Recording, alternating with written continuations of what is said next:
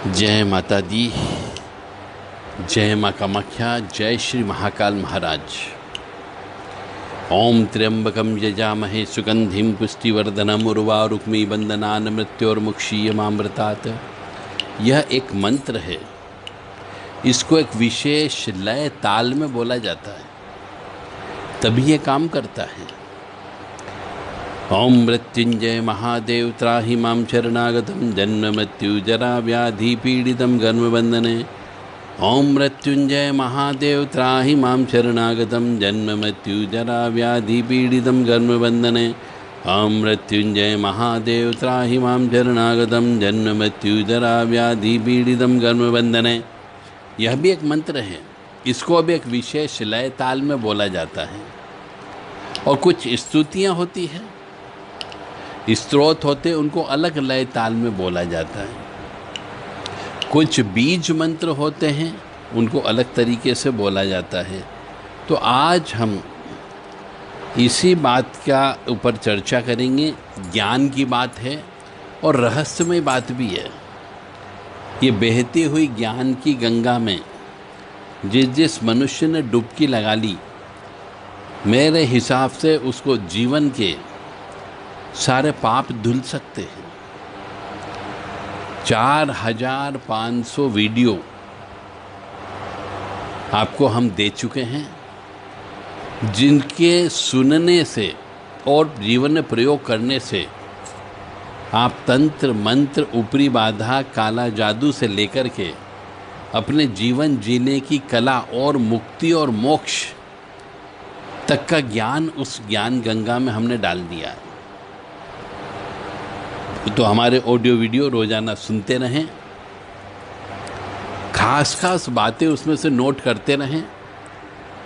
अपने जीवन को तो सफल करें ही करें, साथ ही साथ में अपने पत्नी, अपने बच्चे और जो अपनी पहचान के व्यक्ति हैं, जो आपकी बात मानते हैं, उनके भी जीवन को आप परिवर्तन करके अपने आप को धन्य कर सकते हो। तो आइए चलते हैं, ज्ञान गंगा की बहती हुई नहर में डुबकी लगाने के लिए चलते हैं। प्रश्न यह है कि स्तोत्र और मंत्र में क्या अंतर होता है। स्तोत्र और मंत्र बोल करके हम देवताओं को प्रसन्न करते हैं। स्तोत्र बोलने से और मंत्र बोलने से देवता प्रसन्न होते हैं और उनकी कृपा प्राप्ति का शक्तिशाली माध्यम भी है। यदि किसी भी देवी, किसी भी देवता की कृपा प्राप्त करना हो, किसी भी कार्य के लिए, यदि धन संपत्ति आपको चाहिए तो लक्ष्मी नारायण की सेवा करना होगी। यदि आपको ज्ञान चाहिए तो आपको भोलेनाथ की, गणपति जी की, बुद्ध की सेवा करना चाहिए। यदि आपको इस दुनियादारी से तरना हो तो श्री हरि विष्णु जी की सेवा करना चाहिए।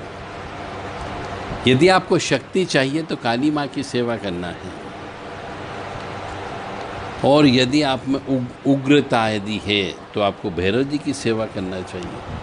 किसी रक्षा करने का फर्ज आपके पास में है तो आपको भैरव जी की सेवा करना चाहिए।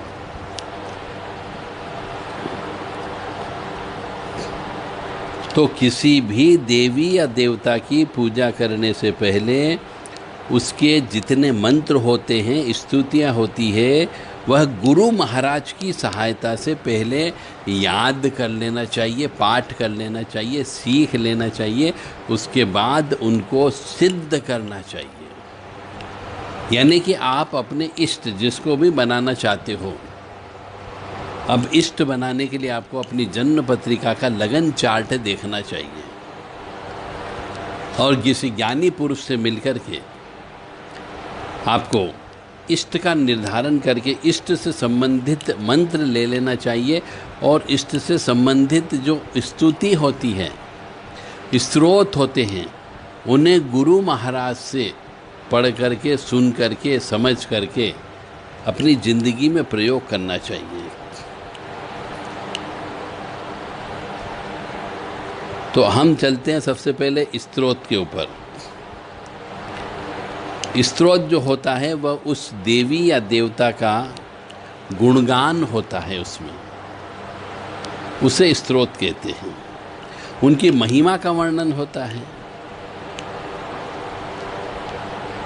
और कोई भी मनुष्य यदि अपने इष्ट का स्तोत्र का जाप करता है, स्तोत्र को बार बार बोलता है, जैसे कि देवी जी के मामले में यदि हम चलें तो बार बार जो है हम यदि ऐ गिरि नंदिनी नंदित मेदिनी विश्व विनोदिनी नंदनुते गिरिवर विंध्य शिरोदिनी वासिनी विष्णु विलासिनी जिष्णुनुते भगवती हे शिति कंठ कुटुंबिनी भूरि कृते जय जय हे महिषासुरमर्दिनी रम्य कपरदिनी शैलसुते। तो इस प्रकार के जो स्तोत्र होते हैं जिनको लय ताल में बोलना होता है, उससे एक स्पेशल ऊर्जा का संचार मिलता है। और सबसे बड़ी बात, इन स्तोत्र में जो शब्दों का चयन होता है, वो शब्दों का चयन दिव्य शब्दों का प्रयोग होता है।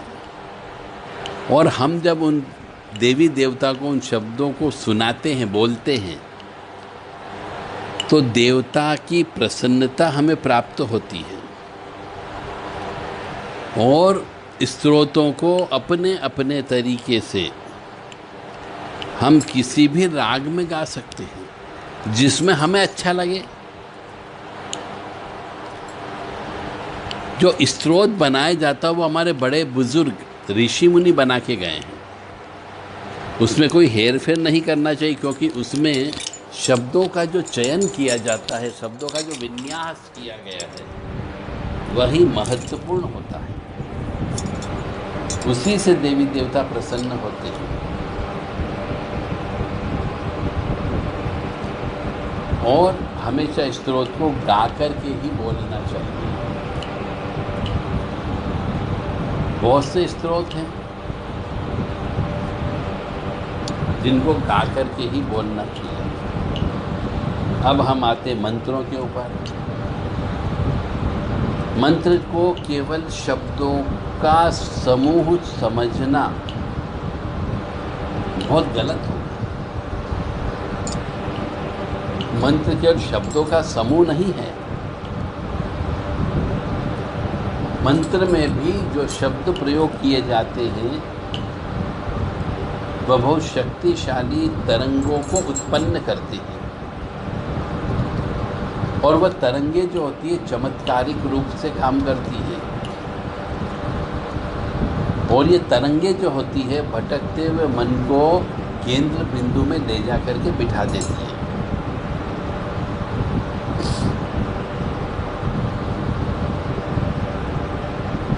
इसलिए स्तोत्र से ज़्यादा शक्तिशाली मंत्र होते हैं। और मंत्रों के बारे में भी कहा गया है कि मंत्र भी गुरु से ही लेना चाहिए, तभी मंत्र काम करते, क्योंकि इनको विशेष लयबद्ध तरीके से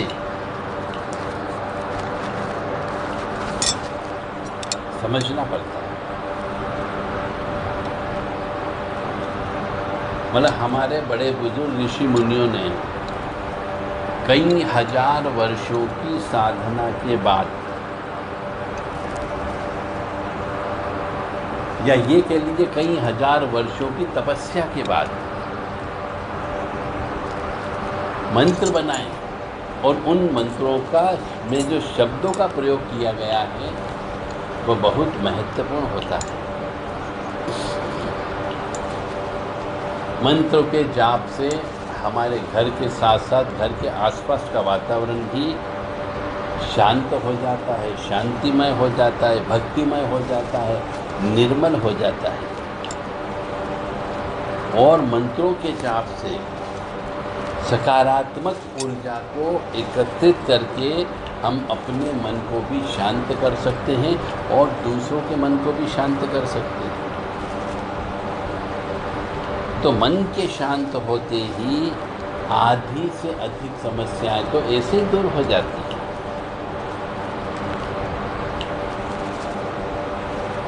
और मंत्र हमेशा देवी देवता के होते हैं, जिसे एक विशेष छंद में पिरोया जाता है। अब ये बहुत संस्कृत की टिपिकल भाषा है, जिसमें लय ताल का प्रयोग करके छंदों का प्रयोग किया जाता है। जैसे विच्चे चमुंडे क्लीं ह्रीं ऐं ॐ ॐ ऐं ह्रीं क्लीं चामुंडाय विच्चे विच्चे चमुंडे क्लीं ह्रीं ऐं ॐ फट् स्वाहा। विच्चे चमुंडे क्लीं ह्रीं ऐं ॐ ॐ ऐं ह्रीं क्लीं चामुंडाय विच्चे विच्चे चमुंडे क्लीं ह्रीं ऐं ॐ फट् स्वाहा। विच्चे चमुंडे क्लीं ह्रीं ऐं ॐ ॐ ऐं ह्रीं क्लीं चामुंडाय विच्चे विच्चे चमुंडे क्लीं ह्रीं ऐं ॐ फट् स्वाहा। विच्चे चमुंडे क्लीं ह्रीं ऐं ॐ ॐ ऐं ह्रीं क्लीं चामुंडाय विच्चे विच्चे चमुंडे क्लीं ह्रीं ऐं ॐ फट् स्वाहा। विच्चे चमुंडे क्लीं ह्रीं ऐं ॐ ॐ ऐं ह्रीं क्लीं चामुंडाय विच्चे विच्चे चमुंडे क्लीं ह्रीं ऐं ॐ फट् स्वाहा। विच्चे चमुंडे क्लीं ह्रीं ऐं ॐ ॐ ऐं ह्रीं क्लीं चामुंडाय विच्चे विच्चे चमुंडे क्लीं ह्रीं ऐं ॐ फट् स्वाहा। तो इस प्रकार की जो लय ताल होती है उसे ही छंद कहा जाता है। और ये मंत्र रोजाना जाप करने से, नित्य जप करने से चैतन्य हो जाते हैं, जागृत हो जाते हैं। और मंत्र का लगातार जप किया जाना चाहिए। हमेशा ध्यान रखें, मंत्र लेने के बाद उसे छोड़ना नहीं चाहिए, लगातार अनवरत जप करते रहना चाहिए। तो बहुत सारी सोई हुई शक्तियाँ उस मंत्र के अंदर जो समाहित है, वह शक्तियाँ जाग जाती है और आपके लिए काम करने लगती है। तो सुसुप्त शक्तियों को जगाने वाली शक्ति को मंत्र कहते हैं। तो अब समझ गए होंगे कि जो स्त्रोत होते हैं, उन स्त्रोतों में उनके गुणगान होते हैं। और मंत्र में कुछ शब्द होते हैं जो कई हजारों लाखों वर्षों की तपस्याओं के बाद ऋषि मुनि ने बनाए हैं, और ये छंद के रूप में होते हैं।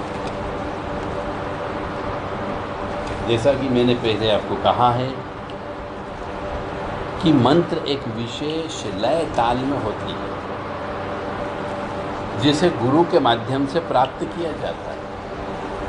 जैसे कि ओम ह्रीं बटुकाय अब्दु द्वारणा गुरु गुरु बटुकाय ह्रीं स्वा। ओम ह्रीं बटुकाय अब्दु द्वारणा गुरु गुरु बटुकाय ह्रीं स्वा। ओम ह्रीं बटुकाय अब्दु द्वारणा गुरु गुरु बटुकाय ह्रीं स्वा।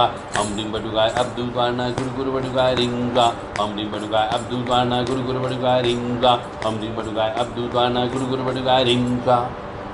अब तो ये इसमें एक नई ऊर्जा उत्पन्न होती है, एक लय ताल उत्पन्न होता है, और इसको गुरु से ही शिक्षा लेना चाहिए, गुरु से ही प्राप्त करना चाहिए।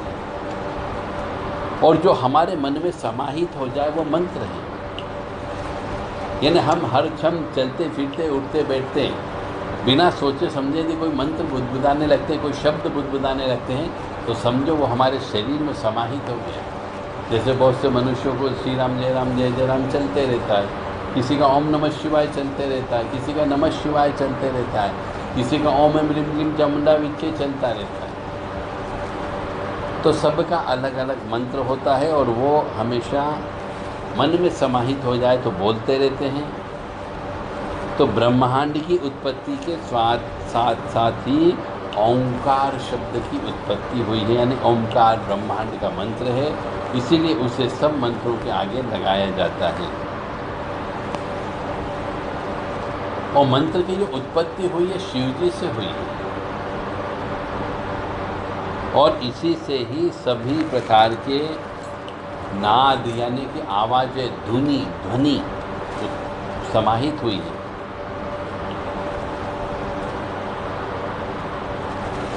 मंत्र जो होता है वह अपने इष्ट को याद करना और उनके प्रति समर्पण भाव को बताता है। मंत्र और स्तोत्र में अंतर केवल इतना सा है कि स्तोत्र को गाया जाता है, जबकि मंत्र को एक पूर्व निश्चित लय में जपा जाता है। बस दोनों में बहुत बारीक सा अंतर है, परंतु ये आपको याद करके रखना है, दिल दिमाग में चिपका के रखना है कि मंत्र और स्तोत्र में क्या अंतर होता है। जो स्तोत्र होता है उसे गाते हैं, स्तोत्र को गाया जाता है। किसी की बड़ाई करना गाना होता है, इसे स्तोत्र कहते हैं। और मंत्रों को एक लय ताल में जपा जाता है, जैसा कि हमने बोल करके आपको सुनाया था। ओम ऐं ग्लीं ग्लीं चामुंडाय विच्छि, ओम ऐं ग्लीं ग्लीं चामुंडाय विच्छि, ओम ऐं ग्लीं ग्लीं ग्लूं ग्लूं ग्लीं ग्लूं ग्लीं ओम स्वाहा। ये भी लय है, ये मंत्र है। ओम ऐं ग्लीं ग्लीं ग्लूं ग्लूं ग्लीं ग्लूं ग्लीं ओम स्वाहा। ओम ऐं ग्लीं ग्लीं ग्लूं ग्लूं ग्लीं ग्लूं ग्लीं ओम स्वाहा। ओम ऐं ग्लीं ग्लीं ग्लूं ग्लूं ग्लीं ग्लूं ग्लीं ओम ग्लीं ग्लूं ग्लीं ग्लूं ग्लूं ग्लीं ग्लीं ऐं ओम स्वाहा। तो इसको लय बोला जाता है। अब और गहराई में यदि हम आपको लेके चलें तो बीज मंत्र होते हैं। देवी देवताओं के मूल मंत्र को बीज मंत्र कहा जाता है, मूल मंत्र। और जितने भी देवी देवता हैं सबके बीज मंत्र हैं। और ये भी कहा गया है कि समस्त वैदिक मंत्रों का सार बीज मंत्र को माना गया है। हिंदू सनातन धर्म के अनुसार सबसे प्रधान बीज मंत्र जो है वह है ओम। इसीलिए ओम को अन्य मंत्रों के साथ प्रयोग किया जाता है, क्योंकि यह अन्य मंत्रों को उत्प्रेरित करता है। बीज मंत्र से देवी जी जल्दी प्रसन्न होती है और अपने भक्तों पर शीघ्र दया करती है। इसलिए बहुत से मनुष्य बीज मंत्रों का प्रयोग करते हैं, जप करते हैं। यदि किसी मनुष्य के जीवन में अच्छे से अच्छी कैसी भी परेशानी आ जाए, आर्थिक सामाजिक हो, सेहत से समस्या हो, धन की समस्या हो, बीज मंत्रों का जप करने से वह संकट दूर होता है। यह निश्चित है, क्योंकि पुराने ज़माने में भी जो युद्ध हुआ करते थे उसमें मंत्रों को बोल करके ही अपने तीर कमान को तैयार किया जाता था।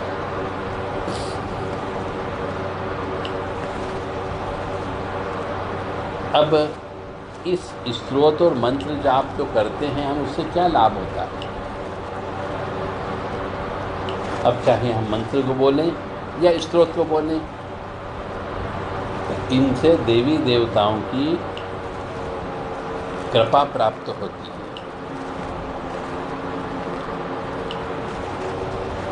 हमारे बहुत से जितने भी पुराण हैं, उन पुराणों के यदि आप पढ़ेंगे तो उसमें लिखा हुआ है,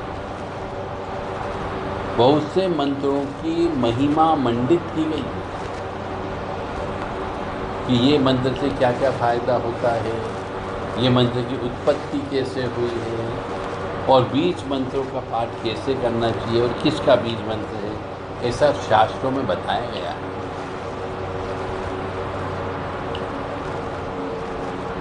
यानी इस संसार में ऐसी कोई भी चीज़ नहीं है जो हम मंत्रों से प्राप्त नहीं कर सकते। मंत्रों से हर चीज़ प्राप्त हो सकती।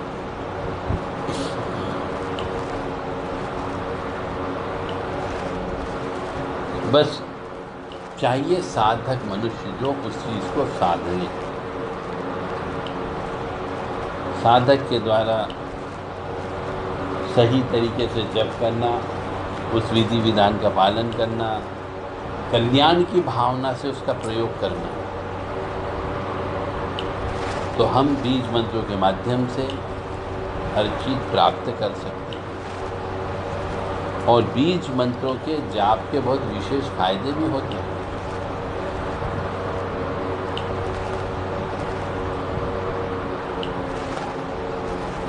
कई साइंटिस्ट लोगों ने बीज मंत्रों के ऊपर और मंत्रों के ऊपर रिसर्च किया और उनने पाया है कि मंत्र का जाप करने से शक्तियों का संचार होता है और मंत्र के अंदर छुपी हुई जो शक्तियाँ होती हैं वो जागृत हो जाती हैं। आजकल तो इसकी मशीनें भी आ गई हैं कि हम कौन सा मंत्र बोलते हैं तो शरीर में किस किस जगह उसका असर होता है। कुछ मंत्र ऐसे होते हैं जो मस्तिष्क पर असर करते हैं, कुछ पेट पर असर करते हैं, कुछ किडनी पर असर करते हैं, कुछ लीवर पर असर करते हैं। मतलब मंत्रों का जप करने से आप भाग्य की रेखाओं को भी बदल सकते हो और भाग्य को भी बदल सकते हो।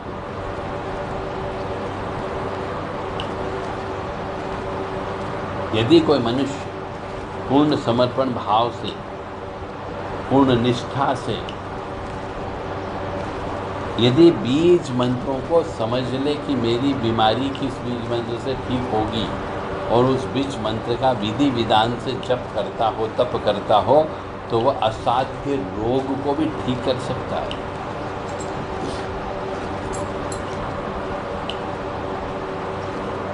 भला ऐसी लाइलाज बीमारियों को भी हम मंत्र जप से ठीक कर सकते हैं, बशर्ते कि आप में समर्पण की भावना होना चाहिए, त्याग की भावना होना चाहिए, आप में साधक तत्व होना चाहिए।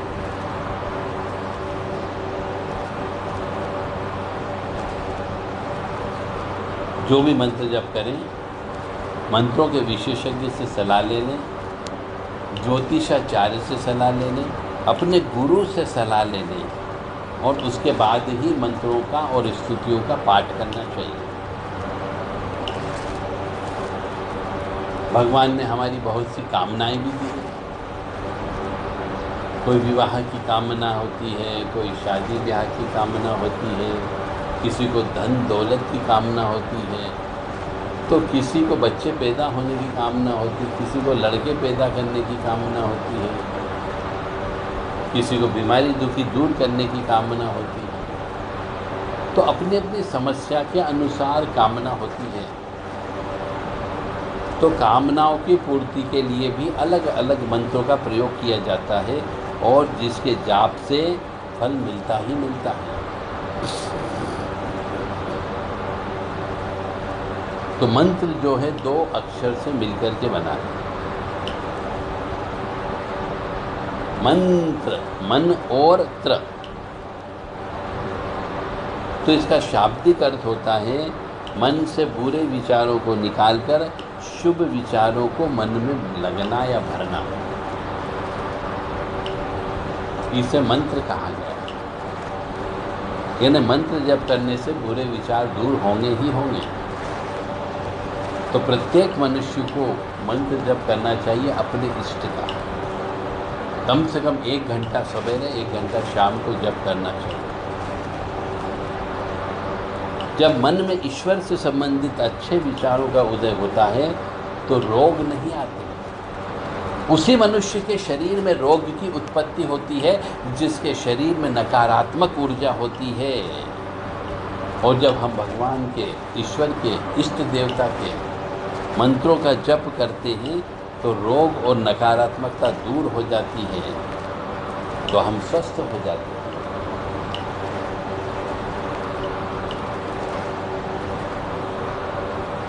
तो मंत्र के जाप से एक तरंगे उत्पन्न होती है, तरंगों का निर्माण होता है और वह तरंगे संपूर्ण वायुमंडल में व्याप्त हो जाती है। और जब वायुमंडल में चली जाती है तो वहाँ पर बहुत सारी छिपी हुई शक्तियाँ होती है, वह जग जाती है, जागृत हो जाती है और वह आपके पास आ जाती है। इसीलिए अनुष्ठान किया जाता है, क्योंकि अनुष्ठान में 1 लाख 2 लाख ऐसे मंत्रों का जप किया जाता है और उसके बाद में हवन किया जाता है, कन्या पूजन किया जाता है, ब्राह्मण भोजन किया जाता है। तो मंत्र के जाप से एक तरंगों का निर्माण होता है जो संपूर्ण वायुमंडल में फैल करके वहाँ की जो छिपी हुई शक्तियाँ होती है उनको जागृत करके उनका लाभ प्रदान किया जाता है। और अलग अलग मंत्र हमारे यहाँ बनाए गए हैं अलग अलग काम करने के लिए। ओम गम गणपते नमः, ओम ह्रीं नमः, ओम नमः शिवाय, ओम शांति शांति शांति, ओम ह्रीं श्रीं क्रीं नमः, ओम क्लीं नमः, ओम नमो भगवते वासुदेवाय, ओम हनुमते रामदूताय नमः, ओम ह्रीं हनुमते रुद्रात्मकाय, ओम फल हम भवन नंदनाय स्वाहा, ओम भ्रां ब्रीं ब्रह्म सराहवे नमः, ओम क्रां क्रीं क्रों च भौमाय नमः। ऐसे 9 ग्रह के भी मंत्र बने हैं। ओम महादेवाय नमः, ओम नमः शिवाय नमः, ओम श्रीं ह्रीं श्रीं कमले कमलालय प्रसीद प्रसीद श्रीं ह्रीं श्रीं ओम महालक्ष्मी नमः। यानी कि जितने मंत्र होते हैं उन मंत्रों की एक अलग ही ऊर्जा उत्पन्न होती है और उससे अलग ही शक्ति का संचार होता है। तो प्रत्येक मनुष्य को अपने अपने दुख सुख के अनुसार मंत्रों का जप करना चाहिए और जब तक वो कार्य पूरा न हो मंत्रों की सतत जप करते रहना चाहिए। किसी को धन चाहिए तो लक्ष्मी के मंत्रों का लगातार जप करें। किसी को रोग दोष दूर करना है तो देवी जी, काली जी या शिव जी के मंत्रों का जप करें। यदि किसी के शत्रुओं का नाश करना हो तो भैरव जी या शनि देव के मंत्रों का जप करें। तो इस प्रकार से अलग अलग कार्य के लिए अलग अलग शक्तियां हैं और उनके भी जो मंत्र हैं उनका जप करना चाहिए। ओम श्रीमन महागणाधिपते नमः, ये भी मंत्र है। ओम उमा महेश्वराभ्यो नमः, ओम शचि पुरंदराभ्यो नमः, ओम वाणी हिरण्यगर्भाभ्यो नमः। यानी कि ये ओम शब्द तो ब्रह्मांड का मंत्र है, ये तो आपको लगाना ही लगाना चाहिए। तो ओम ऐं ग्लीं ब्रीं ग्लूं ग्लूं ग्लीं ग्लौं ग्लीं ओम स्वाहा, ओम ऐं ग्लीं ब्रीं ग्लूं ग्लूं ग्लीं ग्लौं ग्लीं ओम ग्लीं ग्लौं ग्लीं ग्लूं ग्लूं ब्रीं ग्लीं ऐं ओम स्वाहा। ये लय ताल है, इससे ऊर्जा उत्पन्न होती है। ओम श्रीं ह्रीं श्रीं कमले कमलालय प्रसीद प्रसीद श्रीं ह्रीं श्रीं ओम महालक्ष्मी नमः। ओम श्रीं ह्रीं श्रीं कमले कमलालय प्रसीद प्रसीद श्रीं ह्रीं श्रीं ओम महालक्ष्मी नमः। त्रिं तिं तिं हुम हुम इस्म इस्म कामाख्याय प्रसीद प्रसीद तिं तिं तिं हुम हुम इस्म इस्म स्वाहा। तिं तिं तिं हुम हुम इस्म इस्म कामाख्याय प्रसीद प्रसीद तिं तिं तिं हुम हुम इस्म इस्म स्वाहा।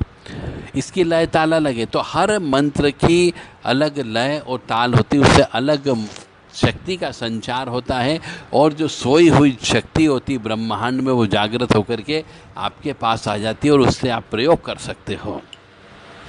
पुराने ज़माने में जब युद्ध हुआ करते थे तो जितने भी आयुध हुआ करते थे, अस्त्र शस्त्र हुआ करते थे, उन्हें वो लोग मंत्रों के माध्यम से ही जागृत करके बुलाते थे। उसके बाद शत्रु के लिए उसका प्रयोग करते थे। तो यह विद्या विलुप्त तो हो गई आजकल, परंतु हम अभी भी इस विद्या को जागृत कर सकते हैं। स्तुति का गान करके, मंत्र बोल करके, शक्तियों का संचार करके हम ये कार्य बहुत आसानी से कर सकते हैं। जय माता दी, जय माँ कामाख्या।